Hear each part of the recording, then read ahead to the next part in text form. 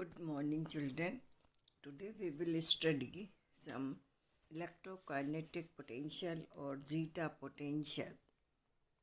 You know the colloidal particles are having a certain charge, either positive or negative charge, and all the molecules have the same charges and they are responsible for the stability of the colloidal solid.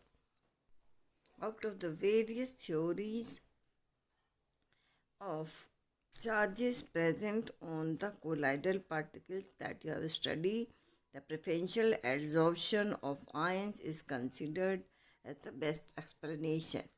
When one type of ion of electrolyte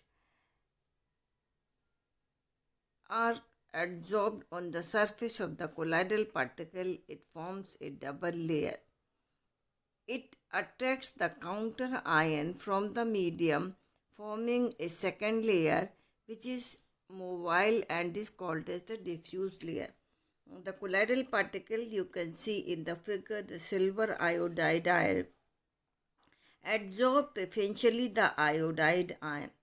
Then it makes a fixed layer, and then because it is negatively charged, so potassium ions which are positively charged, they will attract it about these ions, and that's why they are forming a layer which is called as mobile layer, or it is also called as diffuse layer.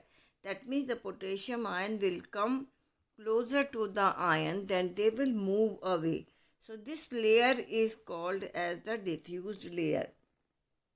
So in this way, the ions are adsorbed on the surface and they will make a fixed layer, and then the ions which are opposite to this charge, they will make a diffused layer. So in silver iodide, and in other part, there is the adsorption of silver ion, then it will come positively charged, and the negative ion will make a diffused layer.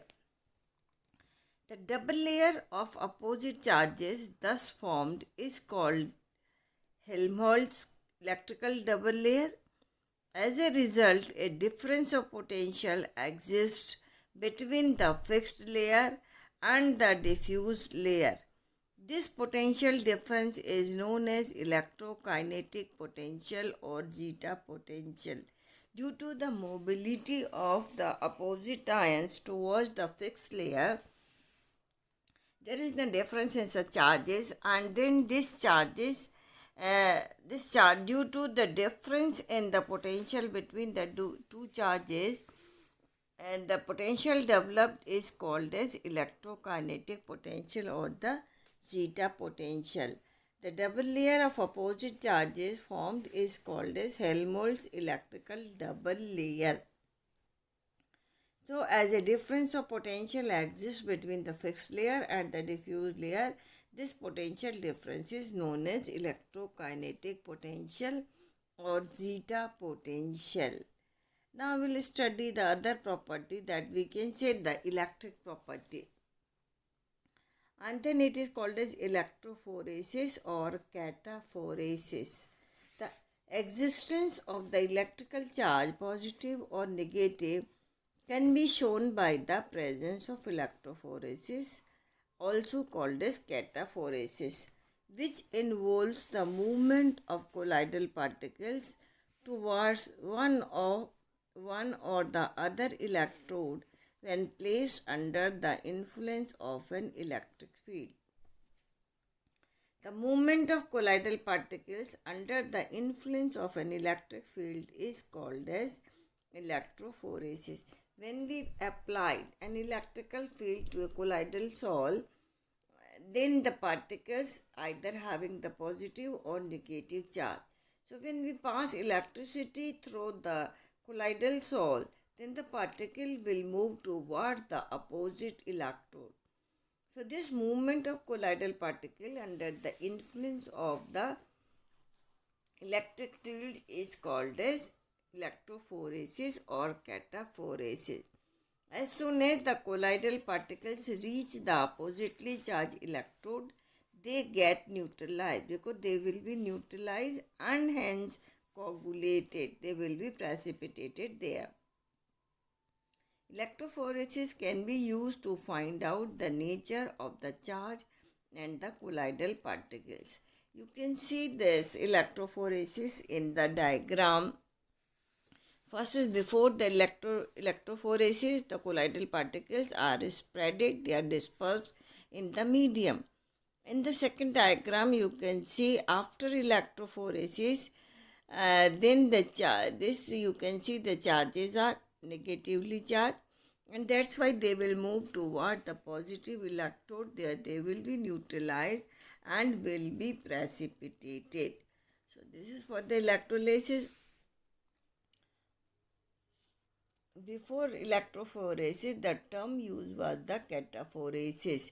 The meaning of cataphoresis is also the migration of the charges. So now the term electrophoresis is preferred because colloidal particles may migrate towards either of the electrode, anode or the cathode, depending upon the charge on the colloidal particles. Now we'll see the term electroosmosis. On placing a colloidal solution under the influence of an electric field, the particles of the dispersion medium, which are also electrically charged, move towards oppositely charged electrode provided the colloidal particles are not allowed to move. This phenomena is called as electroosmosis. So, electroosmosis may be defined as a phenomena in which the molecules of the dispersion medium are allowed to move under the influence of an electric field, whereas the colloidal particles are not allowed to move. So, if we restrict the movement of the colloidal particle, then the dispersion medium will start to move, and then this is called as electroosmosis. The phenomena was observed by the Reis and Porret. Now we'll study the coagulation or flocculation or precipitation. Coagulation or precipitation is a process of aggregating together the colloidal particles so as to change them into large size particles which ultimately settle as a precipitate. So we can also say the separation of the dispersion medium and the dispersion phase is also called as coagulation, or we can say the precipitation. Coagulation is generally brought about by the addition of electrolyte. When an electrolyte is added to a colloidal solution, the particles of the salt take up the ion which are oppositely charged and thus get neutralized. The ion responsible for the neutralization of charge on the colloidal particle is called the coagulating ion or flocculating ion. The neutral particles then start accumulating to form particles of larger size which settle down. When a small amount of electrolyte is added, that is, when the concentration of the electrolyte added is low, the process is called as flocculation. It can be reversed by shaking.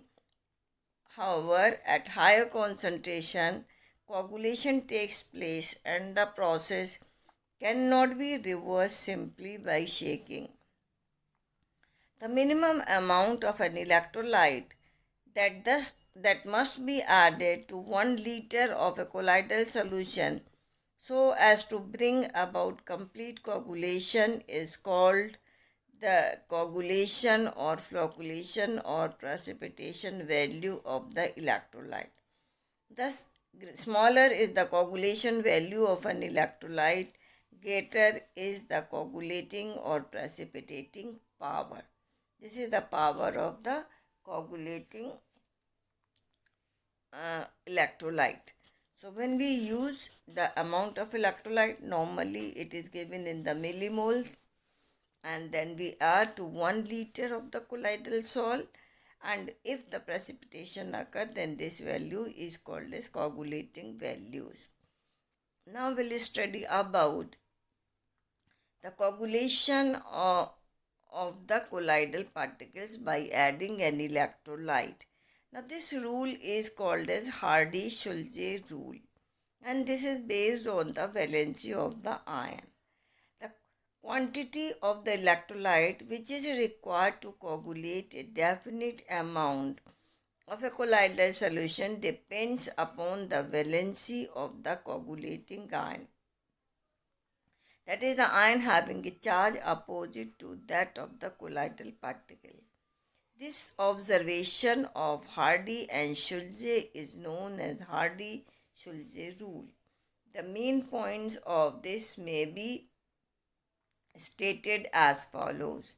Number 1, the effective ions of the electrolyte in bringing about coagulation are those which carry charge opposite to that of the colloidal particle. These ions are called coagulating ions or the flocculating ions. Mean the ions which are having opposite charge to the colloidal particles, they are responsible for the precipitation of the colloid, because the opposite charge will neutralize the charge present on the colloidal particle. So they are responsible for the coagulation process, and that's why these ions are called as flocculating ion or coagulating ions. If the colloidal particles are having the positive charge, then the negatively charged ions will be responsible for the precipitation of colloidal salt. Now these negatively charged ions are called as the coagulating ion. So this is the first point. Now in the second point, greater is the valency of the coagulating or flocculating ion, greater is its power to bring about coagulation. Now this point is related to the valency of ions. You know, in an electrolyte the ions are present, they are having positive and negative charge. For the positively charged colloids, we need the negatively charged ion, and for the negatively charged colloid, we need the positively charged ion. So now this coagulation of the colloidal depends upon the valency of ion. It means an ion which is having the higher charge is having the higher coagulating power.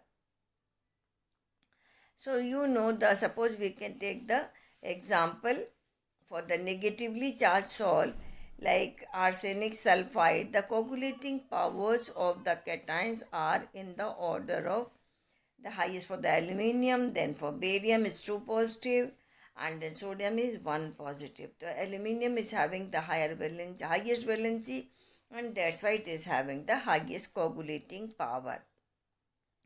For a positively charged salt like the ferric hydroxide, the coagulating powers of the ions are in the order of hexacyanoferrate with the 4 minus valency, phosphate is 3 minus valency, sulfate is 2 minus valency, and chloride ion is having the minus 1 valency. So there is the decrease in the coagulating power of the ions, because the ferric hexacyanoferrate ion is having the highest valency, so it is having the highest coagulating power. Chloride ion is having the lowest valency, so it is having the lowest coagulating power. Now we'll see the coagulation can also be caused by the following method. The first is electrophoresis. In electrophoresis, the particles of disperse phase move towards oppositely charged electrode and get neutralized. If the process is continued for sufficient time, these neutral particles unite and grow in size and settle down. By mutual precipitation, mutual precipitation is a process in which oppositely charged salts are mixed in proper proportion to neutralize the charges of each other, causing coagulation of both the salts. For example, if positively charged ferric hydroxide and negatively charged arsenious sulfide salts are mixed, both the salt get coagulated. Now the third point, by prolonged dialysis. The stability of colloidal salt is due to the presence of a small amount of the electrolyte. On prolonged dialysis, the electrolyte is completely removed. As a result, the colloidal salt becomes unstable and get coagulated. Now, fourth is by heating, boiling, or cooling. In some cases, heating the salt results in coagulation. For example, coagulation of butter. When a salt is boiled, the adsorbed layer is disturbed because of the number of collisions on them by the molecules of the dispersion medium increases.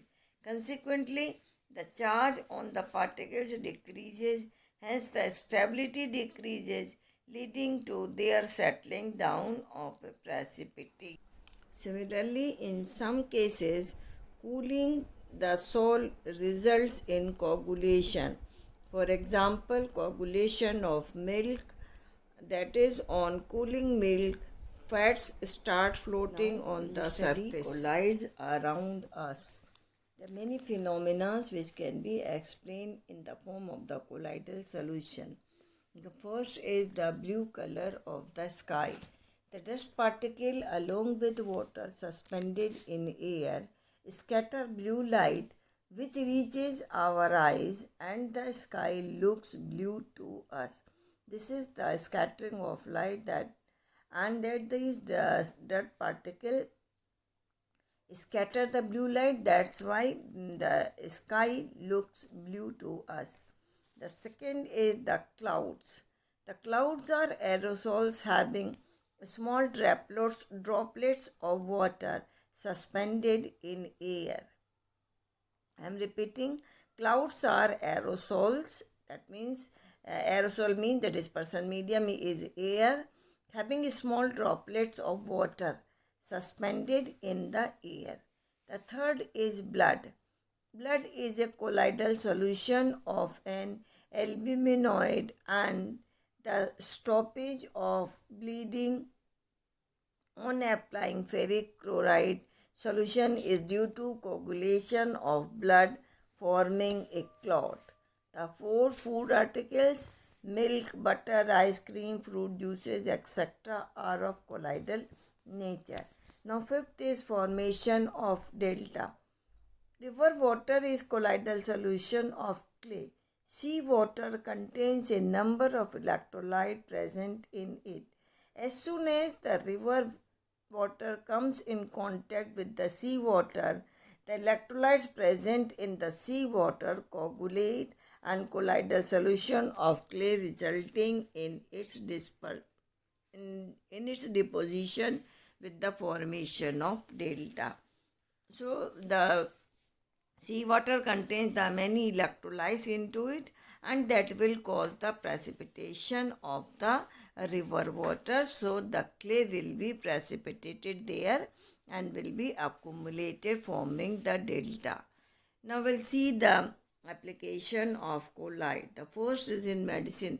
Most of the pharmaceutical preparation are colloidal in nature. For example, colloidal antimony is used in curing Kala-Azar. Argyrol, used as an eye lotion, is silver salt protected by gelatin. Milk of magnesia is an emulsion used for the stomach trouble. Colloidal gold and calcium are used for intramuscular injections. Now second is industrial products.